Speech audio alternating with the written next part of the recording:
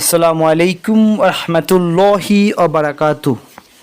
আমরা আমাদের আজকের আলোচনায় মৃত্যুর যন্ত্রণা নিয়ে কথা বলতে চাচ্ছি।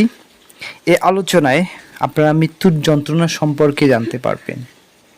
হজরত আনাস ইবনে মালিক রাদিয়াল্লাহু তাআলা আনহু বর্ণনা করেন, রাসূলুল্লাহ সাল্লাল্লাহু আলাইহি ওয়াসাল্লাম বলেছেন যে আমার আল্লাহ তাআলার সাক্ষাৎ যে পছন্দ করে, আল্লাহ তাআলাও তার সাক্ষাৎ পছন্দ করেন। আর যে আল্লাহর সাক্ষাৎকে অপছন্দ করে, আল্লাহ তাআলা তার সাক্ষাৎকে অপছন্দ করেন। অথবা সাহাবীরা বলেন, ইয়া রাসূলুল্লাহ সাল্লাল্লাহু আলাইহি ওয়াসাল্লাম, আমরা সকলেই তো মৃত্যুকে অপছন্দ করি। রাসূলুল্লাহ সাল্লাল্লাহু আলাইহি ওয়াসাল্লাম বললেন, এই অপছন্দের কথা বলছি না, তবে যখন মুমিনের মৃত্যুর সময় ঘনিয়ে আসে তখন আল্লাহ তার নিকট জান্নাতের নিয়ামত রাজির সুসংবাদ দানকারী এক ফেরেশতা প্রেরণ করেন। তখন সে ব্যক্তির কাছে আল্লাহর সাক্ষাতের চেয়ে বেশি পছন্দনীয় আর কিছু থাকে না। এমনকি আল্লাহ তাআলা তার সাক্ষাৎকে ভালোবাসেন। আর পাপী বা কাফির যখন মৃত্যু নিকটবর্তী হয় তখন আল্লাহ তার নিকট জাহান্নামের আযাবের ভয় প্রদর্শনকারী এক ফেরেশতা প্রেরণ করেন। সে তখন আল্লাহর সাক্ষাৎকে অপছন্দ করে আর আল্লাহ তার সাক্ষাৎকে অপছন্দ করেন। যখন মুহাম্মদ ইবনে মাসউদ রাদিয়াল্লাহু তাআলা আনহু বর্ণনা করেন, নবী করিম সাল্লাল্লাহু আলাইহি ওয়াসাল্লাম বলেছেন, তোমরা বনি ইসরাইল থেকে ঘটনাবলী বর্ণনা করো, এতে কোনো ক্ষতি নেই, কেননা তাদের মাঝে বহু বিস্ময়কর ঘটনা ঘটেছে। তারপর তিনি একটি ঘটনা বর্ণনা করতে গিয়ে বলেন, বনি ইসরায়েলের কিছু লোক একবার হাঁটতে হাঁটতে এক কবরস্থানের কাছে এসে পৌঁছালো। তারা তখন এসে বলল, এসো আমরা নামাজ পড়ে আমাদের রবের নিকট দোয়া করি যেন তিনি আমাদের সামনে কোনো মৃত ব্যক্তিকে জীবিত করে দেন আর সে আমাদের নিকট মৃত্যু সম্পর্কে আমাদের কিছু জানায়। তারপর তারা নামাজ পড়ল এবং দোয়া করলো। ইতিমধ্যে একটি কবর থেকে এক ব্যক্তি মাথা তুলে বলল, হে লোকেরা, তোমরা কি চাও? 90 বছর আগে আমি মৃত্যুবরণ করেছি, এখনও মৃত্যুর যন্ত্রণা থেকে আমি দূর হয়ে যাইনি, এখনও আমি তা অনুভব করি। সুতরাং তোমরা আল্লাহর নিকট দোয়া করো যেন আমি দুনিয়াতে যে অবস্থায় ছিলাম সে অবস্থায় তিনি আমাকে ফিরিয়ে দেন। আর সেই ব্যক্তির কপালে সিজদার দাগ ছিল। হযরত আব্দুল্লাহ ইবনে মিসওয়াক হাশিমি বর্ণনা করেন, এক ব্যক্তি রাসূলুল্লাহ সাল্লাল্লাহু আলাইহি ওয়াসাল্লামের নিকট এসে বলল, আমি আপনার নিকট দুষ্প্রাপ্য জ্ঞান শিখতে এসেছি। রাসূলুল্লাহ সাল্লাল্লাহু আলাইহি ওয়াসাল্লাম বললেন, মূল ইলম বা জ্ঞানে তোমার ভূমিকা কি? সে বলল, মূল ইলম কি? রাসূলুল্লাহ সাল্লাল্লাহু আলাইহি ওয়াসাল্লাম বললেন, তুমি কি স্বীয় রবকে চিনেছো? সে বলল, চিনেছি। তিনি বললেন, তার মধ্যে তুমি কতটুকু কর্তব্য পালন করেছো? লোকটি বলল, আল্লাহ যতটুকু সুযোগ দিয়েছেন। তিনি বললেন, তুমি কি মৃত্যু সম্পর্কে অবগত আছো? সে বলল, জি হ্যাঁ। তিনি বললেন, তার জন্য কতটুকু প্রস্তুতি নিয়েছো? লোকটি বলল, আল্লাহ যতটুকু তৌফিক দিয়েছেন। তিনি বললেন, যাও এসব বিষয়ে গভীর চিন্তা করো, তারপর এসো, তোমাকে দুষ্প্রাপ্য ইলম শেখাবো। কয়েক বছর পর যখন লোকটি আসলো, রাসূলুল্লাহ সাল্লাল্লাহু আলাইহি ওয়াসাল্লাম তাকে বললেন, তুমি তোমার বক্ষে হাত রাখো এবং প্রতিজ্ঞা করো যে তুমি নিজের জন্য পছন্দ করবে না, তা তোমার অপরের মুসলমান ভাইয়ের জন্য পছন্দ করবে না। আর যে জিনিস তুমি নিজের জন্য পছন্দ করবে তা তোমার ভাইয়ের জন্যও পছন্দ করবে।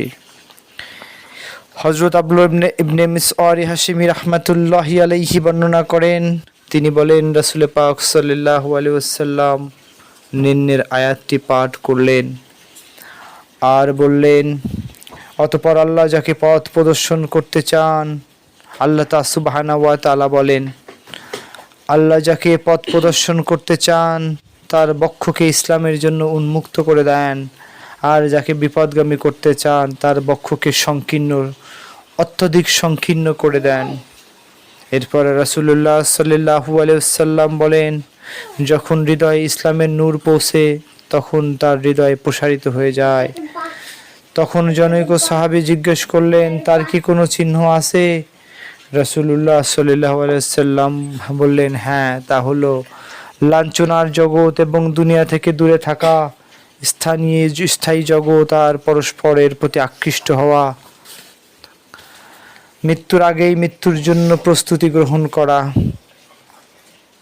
অতি মূল্যবান যিনি পাঁচটি মাইমুনা ইবনে হিরমান রাদিয়াল্লাহু তাআলা আনহা বর্ণনা করেন, রাসূল পাক সাল্লাল্লাহু আলাইহি ওয়াসাল্লাম বলেছেন, পাঁচটি বিষয়ের উপর মূল্যবান মনে করবে।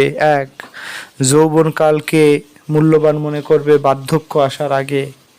সুস্থতাকে মূল্যায়ন করবে অসুস্থ হওয়ার আগে। আর অবসর সময়কে মূল্যবান মনে করবে কর্মব্যস্ত হওয়ার আগে। অসচ্ছলতাকে মূল্যায়ন করবে স্বচ্ছতা আসার আগে। মৃত্যুকে মূল্যায়ন করবে হায়াত থাকতে। এখানে অল্প কথায় রাসূলুল্লাহ সাল্লাল্লাহু আলাইহি ওয়াসাল্লাম বহু জ্ঞানের কথা উল্লেখ করেছেন। কারণ যৌবনকালে মানুষের যে পরিমাণ আমল করতে পারে, বার্ধক্যে তা মোটেও করতে পারে না। আবার যৌবনকালে কোনো পাপ কাজের অভ্যাস হয়ে পড়লে বার্ধক্যে তা ছেড়ে দেওয়া অত্যন্ত কঠিন হয়ে পড়ে। তাই যৌবনকালে এই নেক কাজ অত্যন্ত অভ্যস্ত হওয়া উচিত, তাহলে বার্ধক্যে তা করা সহজ হয়ে যায়। সুস্থতার সময় মানুষ সব কিছুই করতে পারে, তাই সুস্থ অবস্থায় বেশি বেশি ইবাদত করবে, যা অসুস্থ অবস্থায় করতে পারবে না। রাতে পাবলিক মানুষ অবসরে থাকে, এই রাতটি ইবাদতে মশগুল হওয়া উচিত। আর দিনে কাজের সাথে রোজা রাখার অভ্যাস গড়ে তোলা উচিত, বিশেষত শীতকালে, কারণ তখন দিন অত্যন্ত ছোট থাকে। তাই প্রিয় নবী সাল্লাল্লাহু আলাইহি ওয়াসাল্লাম বলেছেন, শীতকাল মুমিনের জন্য মূল্যবান। শীতের রাত দীর্ঘ হয়, তাই মুমিন বান্দা তাতে ইবাদত করে, আর দিন ছোট হয় তাতে রোজা রাখে। রাসূল পাক সাল্লাল্লাহু আলাইহি ওয়াসাল্লাম বলেছেন, রাত অনেক দীর্ঘ, ঘুমিয়ে রাতকে ছোট করো না, আর দিন উজ্জ্বল, সুতরাং পাপ কাজ দ্বারা তা মলিন করো না। জনৈক ফার্সি ভাষী দার্শনিক বলেছেন, শিশুকাল তুমি খেলাধুলায় কাটিয়েছ, যৌবনকাল মত্ততায় শেষ করেছ, বার্ধক্যে এসে তুমি এখন অক্ষম হয়ে পড়েছ, সুতরাং তুমি আর কখন আল্লাহর ইবাদত করবে। হযরত আজরাইল আলাইহিসসালামের সাথে কথোপকথন। হযরত আলী ইবনে আবি তালিব রাদিয়াল্লাহু তাআলা বর্ণনা করেন, নবী পারিকাম সাল্লাল্লাহু আলাইহি ওয়াসাল্লাম একবার এক আনসারীর শয্যার পাশে আজরাইল আলাইহিস সালামকে দেখতে পেলেন। তিনি তাকে বললেন, আমার সাথীর সঙ্গে কোমল আচরণ করো, সে মুমিন। তখন আজরাইল আলাইহিস সালাম বললেন, হে মুহাম্মদ, আপনি সুসংবাদ নিন, আমি প্রত্যেক মুমিনের সাথে কোমল আচরণ করি। আল্লাহ তাআলার শপথ, হে মুহাম্মদ, আমি আদম সন্তানের রূহ কবজ করার সময় তার পরিজনের কেউ চিৎকার করে কাঁদলে বলি, এরা কাঁদে কেন? আমি তো আর তার প্রতি জুলুম করি নাই, সময়ের পূর্বেই তার রূহ কবজ করি নাই, সময়ের পূর্বেই তার ভাগ্য শেষ করি নাই, তাহলে তার রূহ কবজ করতে দোষ কিসের? তারা যদি আল্লাহ তাআলার ফয়সালায় সন্তুষ্ট হয় তবে জবাব পাবে, আর যদি ব্যাকুল আর দিশেহারা হয় তবে গুনাহগার হবে। আমাদের বিরুদ্ধে তোমার কথা বলার কিছুই নাই, আর আমাদের কাছে তোমাদের অবশ্যই আসতে হবে। সুতরাং সাবধান, সাবধান, সাবধান। জলে স্থলে শহরে গ্রামে যেখানেই মানুষ বসবাস করুক, আমি প্রত্যেক দিন ও রাতে 5 বার তাদের চেহারা নিরীক্ষণ করি। আমি তাদের ছোট বড় সবাইকে চিনি, এমনকি তাদের একে অপরকে চেয়ে আমি বেশি চিনি। আল্লাহর শপথ, হে মুহাম্মদ সাল্লাল্লাহু আলাইহি ওয়াসাল্লাম, আল্লাহর নির্দেশ ছাড়া আমি একটি মশার প্রাণও কবজ করতে পারি না। আবু সাইদ খুদরি রাদিয়াল্লাহু তাআলা আনহু বর্ণনা করেন, নবী করিম সাল্লাল্লাহু আলাইহি ওয়াসাল্লাম কিছু লোককে হাসতে দেখে বললেন, শোনো, তোমরা যদি সুখ ও ভোগ বিনাশকারী মৃত্যুর আলোচনা বেশি বেশি করতে, তাহলে তা তোমাদেরকে হাসি আনন্দ থেকে বিরত রাখতো। তারপর বললেন, তোমরা সুখ ভোগ ও বিনাশকারী মৃত্যুর কথা বেশি বেশি আলোচনা করো।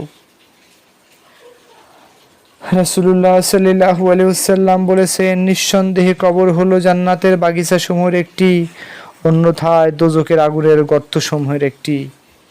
হযরত উমর খাত্তাব রাদিয়াল্লাহু তাআলা আনহু বলেন, হে কাব, আমাদের নিকট মৃত্যুর অবস্থা সম্পর্কে কিছু আলোচনা করো। হযরত কাব রাদিয়াল্লাহু তাআলা বললেন, মৃত্যু সংকাঠিন্য বৃক্ষের ন্যায় যা মানুষের পেটে প্রবিষ্ট করা হয়েছে এবং সে বৃক্ষের কাঁটাগুলো শিরে উপশিরায় জড়িয়ে গেছে। তারপর কোনো বলিষ্ঠ ব্যক্তি তা টেনে বের করলো, ফলে তার শরীরের চামড়া গোস্ত কেটে ছিঁড়ে বেরিয়ে এলো। মৃত্যুর উদাহরণ এরকমই। আল্লাহ আমাদের হেফাজত করুন। সাধক সুফিয়ান সাউরি রহমতুল্লাহ বললেন, তিনি বিখ্যাত মুহাদ্দিসুল ইমাম ছিলেন। তার সম্পর্কে বর্ণনা করা হয়, তার নিকট মৃত্যুর আলোচনা করা হলে বেশ কয়েকদিন পর্যন্ত তার নিকট থেকে এলেম হাসিল তথা স্বাভাবিক শিক্ষা লাভ করা সম্ভব হতো না। যখনই তাকে কিছু প্রশ্ন করা হয় তিনি বলতেন, আমি কিছু জানি না, আমি কিছু জানি না। জ্ঞানীদের জন্য তিনটি বিষয় বলা অনুচিত: এক, পৃথিবী ধ্বংস হওয়া এবং তার অবস্থা পরিবর্তন হওয়া; দুই, মৃত্যু; তিন, হিসাবের দিন, ভয়াবহ বিপদের কথা, তা থেকে মুক্তি নাই। চারটি জিনিসের অনুভব হযরত হাতেম আসাম রহমতুল্লাহি আলাইহি বলেছেন, চারটি বিষয় কঠিন সঠিক জ্ঞান চার ব্যক্তির আছে। বৃদ্ধ হওয়া ছাড়া কোনো কেউ যৌবনের মূল্য অনুধাবন করতে পারে না। বিপদগ্রস্ত হওয়া ছাড়া কেউ বিপদমুক্ত হওয়ার অবস্থা মূল্য বুঝতে পারে না। রুগ্ন হওয়া ছাড়া কেউ সুস্থতার মূল্য অনুধাবন করতে পারে না। মৃত্যু ছাড়া কেউ হায়াতের মূল্য বুঝতে পারে না। হযরত আব্দুল্লাহ ইবনে আমর ইবনে আস রাদিয়াল্লাহু তাআলা বর্ণনা করেন, তিনি বলেন, আমার পিতা আমার ইবনে আস প্রায় বলতেন, আমি ওই ব্যক্তির কথা ভেবে অত্যন্ত আশ্চর্যিত হই যার মৃত্যু ঘনিয়ে আসে আর তার বুদ্ধি আছে, সে কথা বলতে পারে, তারপর কেন সে মৃত্যু কষ্টের বর্ণনা দিতে পারে না। হযরত আব্দুল্লাহ বলেন, যখন আমার পিতার মৃত্যুর সময় হলো সে সময় তার জ্ঞান সঠিক ছিল, তিনি কথা বলতে পারতেন।